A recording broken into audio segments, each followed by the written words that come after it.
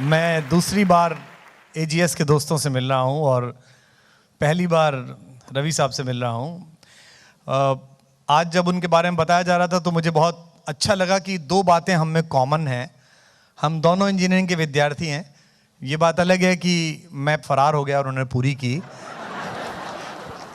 ये भी अलग बात है कि हम दोनों अलग अलग सेक्टर्स में गए और ये 1992 का ही दौर था, 1992 के आसपास का वक्त था जब मैंने खुद से प्रॉमिस किया कि हिंदी की कविता जो कुर्ते पजामे में है, जो एक गांधी आश्रम के झोले में है, जो रबड़ की चप्पल में है, वो इंटरनेशनल ब्रांड बने, पूरी दुनिया में जाए। बताया गया कि देश की वित्त मंत्री ने तारीफ की है जीएस की। ये सचमुच बहुत बड़ी अपॉर्चुनिटी है। वो मुश्किल से ही किसी की तारीफ करती हैं। हिंदुस्तान में क्या होता है कि जो एंटरप्रेन्योर बनने की, अच्छा एंटरप्रेन्योर, हमारे टाइम में तो एंटरप्रेन्योर था। फिर मेरी बेटी ने बताया कि गलत बोलते हो, त्रय लगता है इसके अंदर। हाँ, क्योंकि अंग्रेजी का पता नहीं है कि कब बदल जाती है। हम तो मेरठ कमिश्नरी के लोग हैं, हमारी तो इतनी खराब है कि मुझसे तो अभी कोई कह रहा था जी मेरा प्रोनाउंसिएशन खराब है। मैंने कहा मेरा भी वही खराब है जो तेरा खराब है। तो जो हिंदुस्तानी एंटरप्रेन्योर है उसकी जो फ्लाइट है वो जिस जगह आप बढ़ने की कोशिश कर रहे हो यहां आके तो विराम में आ जाती है। इस देश में 1 से 10 करोड़ रुपया कमाना बहुत कठिन है, मुश्किल है। लेकिन 10 करोड़ से 100 करोड़ रुपए का, 200 करोड़ रुपए का ड्रीम देखना मुश्किल नहीं है। 2-3 बैंक के मैनेजर से आपका परिचय होना चाहिए,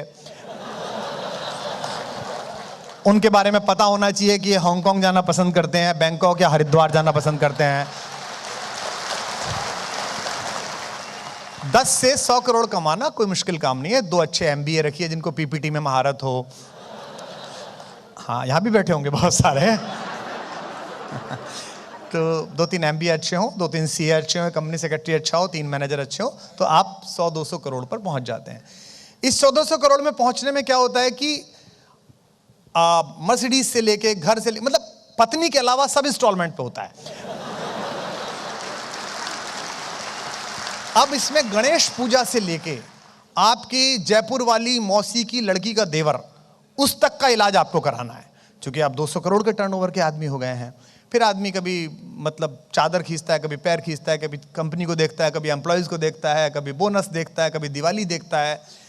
इस दौरान अधिकांशतः हर हिंदुस्तानी 90%, 10% रवि साहब जैसे थोड़े हो सकते हैं जो बाहर हो इससे लिस्ट से, उनकी जिंदगी में 2 चीज जरूर होती हैं। एक तो मास्टर, एक गुरुजी होते हैं जिनका फोटो हर जगह लगा रहता है, कार में हर जगह, और एक मिस्ट्रेस वो जरूर होती है जो गुड़गांव में कहीं रहती है। और तो जब वो इंटेलेक्चुअली स्पिरिचुअलिटी एग्जॉस्ट कर जाता है तो वो मास्टर के पास जाता है, और बाकी वैसे एग्जॉस्ट कर जाता है तो वो, और धीमे धीमे उसको अचानक 40-45 के पास एक दिन उसको पता चलता है कि जो दर्द हुआ है ये गैस का नहीं है, 2-4 नलियां बंद हो गई हैं। फिर डॉक्टर उसको बोलते हैं कि अब बेटा थोड़ा स्ट्रेस कम कर दो, ये चिकनाई खाना बंद करो, ये बंद करो, दौड़ो मत, सोचो मत। और यहां से उसके जीवन में वेदांत आना प्रारंभ होता है। वो पतंजलि की बात करने लगता है, गाय का दूध कैसा होता है, और ऑर्गेनिक फूड में क्या खाना चाहिए, और लाइफ में क्या रखा है, कब तक पैसे के पीछे भागोगे, ऐसी बातें वो करनी शुरू कर देता है। अच्छा, उसके जो बेटे बेटियां होते हैं उनको पता नहीं होता है कि पापा की जिंदगी में क्या चल रहा है। वो पट्टे कहीं न्यूयॉर्क के किसी कॉलेज में, लंदन के किसी कॉलेज में पढ़ लिख रहे होते हैं, और वो पौंड को उसी तरह खर्च कर रहे होते हैं जिस तरह हम रुपये को खर्च कर रहे होते हैं। फिर धीमे धीमे वो कहना शुरू करता है हमारी तो लाइफ हो गई। फिर वो संस्मरण पुरुष बन जाता है। कैसे शुरू किया था, इतने पैसे नहीं थे, एक बार की बात है मेरी जेब में केवल 5 रुपए थे, ऐसी बातें शुरू कर देता है। तात्पर्य यह है कि हिंदुस्तान जैसा डाइवर्स कंट्री, जहां अभी लोकतंत्र अपने पूरे सरूर पर नहीं आया है, जहां चीजें अभी लाइंड अप नहीं हुई हैं, जहां डिजिटलाइजेशन नहीं हुआ है, जहां पॉलिटिकल चैलेंजेस बहुत ज्यादा हैं, जहां लोगों को उम्मीद बहुत ज्यादा है, जहां करप्शन का एक स्पेसिफिक लेवल है, ऐसे वक्त में बिना अपनी हिम्मत हारे एक आदमी ने 1992 से अगर 2020 आते आते एक छोटे से संस्थान को यहां तक पहुंचाया है तो यह बहुत बड़ी बात है। क्योंकि यहां जो थकान आती है, इस मुल्क में काम करते वक्त जो थकान आती है वो थकान आप पर, मन पर, आत्मा पर, सब जगह हावी होती है, क्योंकि आप इतनी फैलेसीज, इतनी आप एडवर्सिटीज झेल चुके होते हैं, आपको लगता है यार कहाँ झक मारोगे, जो हो रहा है बहुत ठीक है। फिर आप अपने से नीचों को देखते हो कि इनके साथ तो कुछ भी नहीं हुआ, क्योंकि आप जब बड़े बन रहे होते हैं, जब आपका ब्रांड बन रहा होता है, तो आपके साथ पढ़ने वाले लोग, साथ रहने वाले लोग जो पीछे छूट गए हैं, वो बीच बीच में आपको रिमाइंडर मारते हैं कि तू बड़ा हो गया है, और आप उनको भरोसा करने लेते हैं कि हाँ हो ही गया हूं यार, ये लोग, इतने लोग आके कह रहे हैं, सुबह दोपहर शाम आके कहते हैं, और यहां आपके जीवन में संतोष आना प्रारंभ होता है। तो अगर आपकी कंपनी के सबसे पहले व्यक्ति के अंदर ये झील है, जिसके पास कुछ नहीं था, कि वो 2020 में इस कंपनी को यहां तक लाए, तो इस हॉल में बैठे हुए जितने लोग हैं जिनके पास ये कंपनी है, अगर वो दुनिया की नंबर 1 कंपनी के बारे में नहीं सोच रहे हैं, तो वो अपराध कर रहे हैं। हम जिन लोगों से सीखते हैं, बाहर की तरफ देखते हैं, इस देश में आदत है और दुनिया में भी आदत है कि दुनिया के जो लोग जिनसे हम सीखना चाहिए, उनसे जब नहीं सीखना चाहते हैं, तो उन्हें हम किस्से कहानियों में कैद कर देते हैं। जैसे दुनिया में जितने भी भगवान आए हैं, पृथ्वी पर जितने भी अवतार आए हैं, उन्होंने आदमी की तरह जिंदगी जी है, और इन सारी चुनौतियों से लड़के उन्होंने हमें बताया कि ऐसे जीता जाता है। वो किसी भी धर्म के हों, चाहे वो ईसा मसीह हो जो एक सामान्य आदमी की तरह आए, चाहे वो सल्लल्लाहु अलैहि वसल्लम हुजूर मोहम्मद साहब हों जिन्होंने एक सहरा में, एक रेगिस्तान में इतने सारे लोगों की फौज खड़ी की, चाहे वो हमारे दशम गुरुओं की परंपरा हो, चाहे दशमेश पिता गुरु गोविंद सिंह जी हों, चाहे राम हो, चाहे कृष्ण हो, ये सब वो लोग हैं जिन्होंने निहत्ते इस पृथ्वी पर आकर मनुष्य को यह बताने की कोशिश की कि ऐसे किया जाता है। देख, तेरे जिंदगी में तो कोई भी कष्ट नहीं है, मेरी जिंदगी देख, मेरी जिंदगी में कितना कष्ट है, राम के यहाँ कितना कष्ट है, कृष्ण के यहाँ कितना कष्ट है, गुरु गोविंद सिंह जी के यहाँ कितना कष्ट है कि पिता का भी बलिदान दिया है, चारों बेटों का भी बलिदान किया है, और खुद भी इस देश धर्म के लिए, मनुष्यता के लिए कुर्बान हुए हैं। लेकिन हम चाहते हैं कि हम ऐसा कैसे करें, तो हम क्या करते हैं, उनका मंदिर बना देते हैं, उनका गिरजाघर बना देते हैं, उनका गुरुद्वारा बना देते हैं। तो फिर हम कहते हैं ये तो भगवान है, हम कैसे कर सकते हैं। और आप कहाँ से कुछ कर सकते हैं। अभी जो जिन्होंने किया था वो हैं या नहीं, चले गए हैं, जो आर्टिस्ट थे यहाँ पे जो कर रहे थे, मतलब हुनर के लिए कोई आवश्यक ही नहीं है, मुट्ठी भर रेत हाथ में हो तो हुनर बोलता है। उस आदमी का बोला, उसके पास कुछ नहीं था। लोग कहते हैं ना मेरे पास साधन नहीं है, मेरे पास सुविधाएं नहीं है। अरे भाई, उस आदमी के पास कुछ भी नहीं था, वो इस जुहू के किनारे से 2 मुट्ठी रेत लाया था और उसके पास उंगलियां थी। दुनिया में एनाटॉमी के बड़े लीडर्स आपको बताएंगे कि हम चिंपांजी से विकसित जब हुए हैं, हम में और चिंपांजी में केवल एक ही अंतर है, हम ये अंगूठे को इस छोटी वाली पहली उंगली से मिला लेते हैं, चिंपांजी मिला नहीं पाता, वो यूं ही पकड़ता है, मिला नहीं सकता इसे। इसलिए वो कलम नहीं पकड़ सकता, इसलिए वो कूंची नहीं पकड़ सकता। ये मनुष्य को अतिरिक्त दिया भगवान ने कि इन दोनों हड्डियों के बीच ये लोच दी कि पकड़ सके। और हम अपने काम को, अपने हाथ के काम को बुरा समझते हैं। समझ में नहीं, हमें नहीं आता है कि ईश्वर ने जो हमें दिया है वो अपने से बस थोड़ा सा कम दिया है, ईश्वर बनने की सारी संभावनाओं के साथ दिया है, पर हमको लगता है कि ये करना मुश्किल है। इसलिए सपनों के पीछे अगर आपने जागना बंद कर दिया तो जिंदगी बेकार है।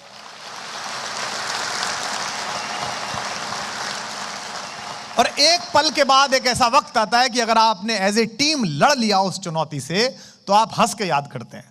अभी जब मैं पहले आ गया था हॉल में, मैंने रवि भाई से एक ही सवाल पूछा था कि ये सब तो ठीक है, ये बताइए कि नोटबंदी के टाइम कैसे मुकाबला किया था।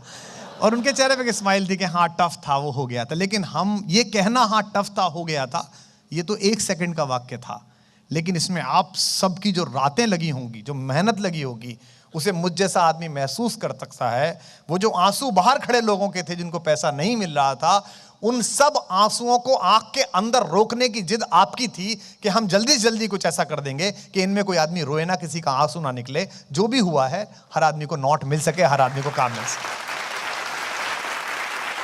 इस दुनिया में सबसे बड़े काम बड़े लोगों ने नहीं किए, सामान्य लोगों ने बड़े तरीके से किए। और बड़े होने की राह पर जो सो कॉल्ड बड़प्पन है, जिसमें जनता देखे सुने, आपके बारे में बात करे।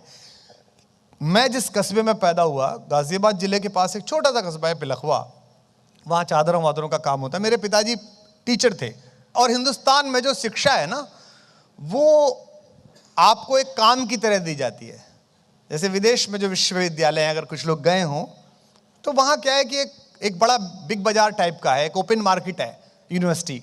चीज़ें रखी हुई हैं, ये स्विमिंग का है, ये डिक्लेमेशन है, ये डिबेटिंग सोसाइटी है, ये एंटरप्रेन्योर्स क्लब है। आपका मन है जाइए, आपका मन है हॉस्टल में सोते रहिए। हिंदुस्तान में तो बाकायदा कोर्स है, मार के पढ़ाया जाता है, ये कर, नंबर आते हैं और नंबर का बड़ा प्रेशर रहता है। और मतलब बाप बिल्कुल टेस्ट में भी गया। हमारे पड़ोस में ही एक चौधरी साहब, उन्होंने अपने लड़के से कह दिया कि ससुरे तू हर महीने फेल हो जाता है, ये छमाही अगर इसमें फेल हो गया तो मुझे पापा कहने की जरूरत नहीं है। अगले दिन वो सुबह बस से उतरा तो उन्होंने पूछा, हाँ भी राजू क्या हो गया? बोले रहने दे रामपाल, वैसे ही मूड खराब है मेरा। ऐसी सिचुएशन से जो लोग देश में निकले, चाहे छोटे कस्बों से निकले, छोटी जगहों से निकले, उन्होंने अपनी एडवर्सिटीज को अपनी अपॉर्चुनिटीज बनाया। एपीजे अब्दुल कलाम साहब, आपने पढ़ा होगा फायर ऑफ द विंग्स में, एनडीए में सेलेक्ट हुए और अपनी बहन के गहने बेचकर देहरादून में आए एग्जाम देने के लिए। एक तरफ का किराया लेके ये सोच के कि सेलेक्ट तो हो ही जाऊंगा, और अनलकीली वो सेलेक्ट नहीं हुए। तो कभी आप ऋषिकेश गए हो, वहां शिवानंद आश्रम है, अब तो बहुत सारे कैफे बन गए हैं, वहां एक पहाड़ी है, वहां से वो आत्महत्या करने के लिए गए कि अब घर जाके वापस क्या करूंगा, जिंदगी में कुछ बचा नहीं, पहुंचूंगा कैसे केरल तक। वहां उनको स्वामी शिवानंद सरस्वती ने देख लिया घूमते हुए।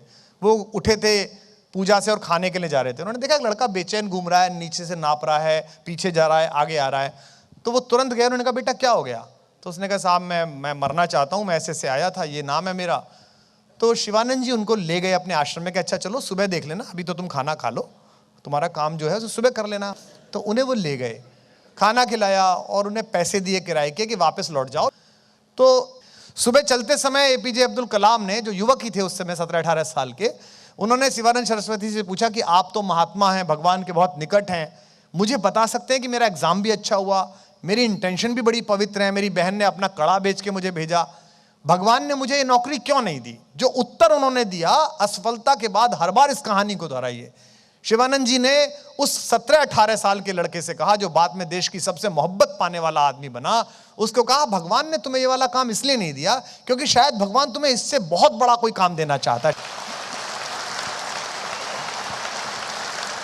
तो एवरी लॉस्ट अपॉर्चुनिटी, आपके द्वारा खोया गया हर पल जिसमें आप ये सोचते हैं कि ये तो नुकसान हो गया, उसको अगर आप ये मान के चलेंगे कि कोई बेहतर चीज इंतजार कर रही है। और मैंने जीवन में ये किया है, मैंने जीवन में 2-3 पराजय देखी हैं जिन्हें सो कॉल्ड पराजय कहा जाता है, जिसका एक जिक्र तो ये अभी कर रहे थे कि हमारे कुछ बनाए हुए वहां बैठे हुए हैं और उन्होंने हमारा ही बना दिया। लेकिन मैं अब भी काम कर रहा हूं, आप लोगों के बीच जा रहा हूं, दुनिया भर में जा रहा हूं, गूगल जा रहा हूं, कैलिफोर्निया असेंबली जा रहा हूं, क्योंकि मुझे सदा यह लगता है ईश्वर ने किस इससे बड़े काम के लिए मुझे नियुक्त किया है। तो जब सबसे पहली चीज है एडवर्सिटीज से आंख मिलाना। चुनौती भगवान की सबसे खूबसूरत लड़की है और भगवान उसका हाथ किसी योग्य आदमी के हाथ में देता है, खराब आदमी के हाथ में देता है, बहुत चुन के देता है। अगर इस करेंसी के डिजिटलाइजेशन का, इस एटीएम का, इस डिमोनेटाइजेशन का अगर आपको दिया, आपने संभाल लिया। हम तो डरते थे, प्रधानमंत्री जब 8 बजे आके बोले भाइयों और बहनों, तो पहली चीज जो मुझे आपसे शेयर करनी थी वो थी यही कि एडवर्सिटीज को अपॉर्चुनिटीज समझिए। अगर वो जब तक आप समझ रहे हैं तब तक आप विनर हैं। और दूसरी जो की है पेशेंस। 3 पी हैं प्रोग्रेस के लिए। पहली है पेशेंस, धैर्य रखिएगा। राम को देखिएगा, आप कृष्ण को देखिएगा, दशमेश पिता गुरु गोविंद सिंह जी को देखिएगा, सोच के देखिएगा किसी आदमी की ह्यूमैनिटी के नाम पर 4 बेटे हैं, चारों बेटे काम आ गए, अब बेटा ही नहीं है कोई भी।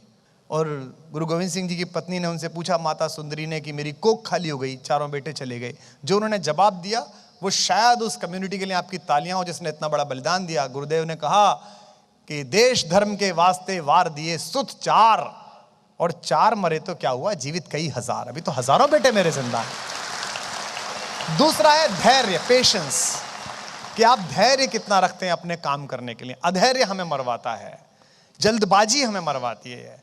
और दुनिया की कोई भी चीज आप देख लीजिए, जिसके पास भी सफलता आई है शॉर्टकट से नहीं आई है। ये तो जितनी शॉर्टकट की स्टोरियां चलती हैं हमारे चारों तरफ, फिल्मों में चलती हैं, ग्रास रूट से कटे हुए ऐसे लोगों की जमात जो है वो 135 करोड़ के देश में कितनी छोटी है। हम 130 करोड़ हैं और इतने तो काउंटेड हैं। 130 करोड़। बट हमने इसे ताकत नहीं बनाया। अब ये 130 करोड़ लोगों के हैं, इनका डिजिटलाइजेशन होना है, इनके रेवेन्यू एक्सचेंजेस का, उसकी जिम्मेदारी आप पर है। हर वो आदमी, एक बात मैं आपसे बोलूं, आपका एटीएम जिसको आप तैयार करके भेजते हैं, आप जब उसके प्रोसेस में होते हैं, उसके सॉफ्टवेयर बना रहे होते हैं, उसकी बॉडी शेप कर रहे होते हैं, उसको भेज रहे होते हैं, उसको मॉनिटर कर रहे होते हैं, उस ट्रांजेक्शन को देख रहे होते हैं, मेरी एक ग्राहक की तरह, एक एंड यूजर की तरह आप ये बात समझिए कि उसके सामने खड़े होने में मेरा आत्मविश्वास कि मैं एक ये प्लास्टिक का कार्ड लेके जा रहा हूं, एक मेरे पास पासवर्ड है और इसमें से मैं अपनी कमाई का पैसा निकालूंगा। सरकार और बैंकिंग के अलावा इसमें जो सेल्फ कॉन्फिडेंस का 80% हिस्सा है वो इस हॉल में बैठे हुए लोगों का है, इस कंपनी का हिस्सा है। उसका जरा सा भी माल फंक्शनिंग, उसकी जरा सी भी प्रॉब्लम मुझे जो आत्मविश्वास को तोड़ता है, वो आप अगर उसे ध्यान में रख के करते हैं काम को, तो फिर आप भारत के साथ न्याय कर रहे हैं और आप देश के लिए क्यों काम कर रहे हैं। देखिए, आप ये कह सकते हैं कि ये कंपनी है, कल इस वीडियो को सुन के मुझे कोई कह सकता है कि यार कुमार विश्वास, वो रवि भाई बैठे थे, तुमने बड़ी तारीफ कर दी, कंपनी तो है, पैसा कमा रही है, टर्नओवर है, लिस्टिंग है, सब कुछ है। देश का मतलब लाल किला थोड़ी है, देश का मतलब पार्लियामेंट थोड़ी है, देश का मतलब विधानसभा थोड़ी है। मैं अच्छा कवि बन जाऊं, आप अच्छा काम करने लगे, एम्प्लॉय बन जाएं, हमारे हिस्से का देश बनना शुरू हो जाएगा। इसके लिए कोई बाहर से आदमी आमंत्रित नहीं करना है। केवल भारत में अगर आप हैं तो भारत का गौरव है, लेकिन अगर आप पूरी दुनिया में हैं तो आप पूरे विश्व में भारत का गौरव है। हम दुनिया के किसी भी हिस्से में जाते समय जब किसी एयरलाइंस की बुक निकालते हैं, जो ट्रैवलॉग बुक होती है, उसके पन्ने पलटकर देखते हुए अगर मुझे किसी भी इंडियन कंपनी का नाम मिलता है, what proud I am feeling, कि दुनिया के आखिरी कोने में, जहां दुनिया खत्म होती है, जहां न्यू ईयर सबसे पहले आता है, इसके बाद तो केवल डॉल्फिन बच रही हैं, वहां भी हिंदुस्तान लिखा हुआ है, तो एज ए इंडियन मुझे फील हो रहा है। तो अगर आप सबको, अगर मैं किसी दुनिया के दूसरे देश में देखूं, अगर मैं स्पेन में जाऊं और मुझे लगे वहां की मुद्रा निकालनी है और मैं जाऊं उस एटीएम के पास और वहां मुझे एजीएस लिखा मिले, तो मुझे लगता है कि मैं इतना ज्यादा भारतीय महसूस करूंगा, इतना ज्यादा हिंदुस्तानी महसूस करूंगा। देखिए, 1930 से लेकर 1960 तक अमेरिका में जो आदमी जहां खड़ा था वो उस देश के लिए मेहनत कर रहा था। इस देश में यही एक समस्या है और इसका अगर हम सॉल्यूशन कर लें कि आने वाले 25-30 साल अगर पूरा देश मेहनत कर ले, तो 19वीं शताब्दी अगर इंग्लैंड की थी, 20वीं शताब्दी अगर अमेरिका की थी, तो ये 21वीं शताब्दी हिंदुस्तान की हो सकती है, ये सेंचुरी हमारी हो सकती है। स्टार होने के लिए, इस देश में मोहब्बत पाने के लिए, एक्रेडिटेशन पाने के लिए फिल्में, क्रिकेट, लिटरेचर और पेस्ट्री होना बहुत आवश्यक नहीं है। जो लोग कहते हैं ना फिल्मों से ही मिलेगा, क्रिकेट से ही मिलेगा, लेकिन जिस समय दुनिया की सबसे बड़ी यात्रा पर हिंदुस्तान जा रहा था, चंद्रमा पर, उस समय पूरे देश का सबसे बड़ा हीरो वो सामान्य सफेद शर्ट और एक ग्रे पैंट पहनने वाला इसरो का चीफ बन गया था। हर आदमी उसे अपना हीरो मान रहा। तो अगर आप अपना काम पूरी मेहनत, तल्लीनता के साथ करते हैं, तो एक दिन ईश्वर, नियति, डेस्टिनी जिसे कहते हैं, वो आपको रिवार्ड करता है। पहला है पेशेंस, दूसरा है प्रेजेंस, उपस्थित रहना। हम कई बार गायब हो जाते हैं। बहुत सारे लोग हैं जिनके अंदर पेशेंस है, पॉलिटिक्स में आप देखिए। और आखिरी है प्रोग्रेस का, जिसे मैं मानता हूं परसुएंस। आप परस्यू करते रहिए, जैसे आप एचआर में करते हैं अपने काम के लिए, लगातार छुट्टी हो, प्रमोशन हो, आप परस्यू करते हैं ना, लगातार बोलते रहते हैं। एक दिन वो इरिटेट होकर कहता है, दे यार इसे खत्म कर मामले को। ऐसे ही अपने काम के लिए, अपनी डेस्टिनी के आगे लगातार उससे कहते रहिए, अपने आप से कहते रहिए। तो अगर ये 3 P मिल जाएं तो प्रोग्रेस फाइनल है, होनी ही है। और मैं आशा करता हूं कि अगली बार जब मैं मिलूंगा तो यहां जो आंकड़े लिखे हुए हैं, ये इन तीनों के साथ मिलकर कम से कम 3 गुने तो लिखे होने चाहिए। ये आप वादा करें, खुद से भी, मुझसे भी और अपनी कंपनी से भी। सर, बस एक संदेश हमारे युवाओं के लिए कि जो हमारी पॉपुलेशन है, जो सब जनता है, 90% एक युवा है और युवाओं का कुछ अपने चैलेंजेस होते हैं कि उसी वक्त उनको करियर का भी निर्माण करना होता है और फैमिली पे भी ध्यान देना होता है। वर्क लाइफ बैलेंस की हम लोग बात करते हैं, लेकिन जो युवा लोग हैं उनके लिए क्या संदेश है आपका? मोहब्बत किसी से करिए, मुल्क से करिए, काम से करिए, किसी महबूब से करिएगा। अगर आप पूरी नहीं करते तो बेकार है। कैफी का शेर है कि जिंदा रहने के मौसम बहुत हैं मगर जान देने की रुत रोज आती नहीं। हुस्न और इश्क दोनों को रुस्वा करे वो जवानी जो खून से नहाती नहीं। अगर आप जवान हैं, गालिब ने कहा है कि रगों में दौड़ते फिरने के हम नहीं कायल, जब आंख ही से न टपका तो फिर लहू क्या है। अगर आप एक काम ढंग से नहीं करते तो फिर कोई काम ढंग से नहीं करते।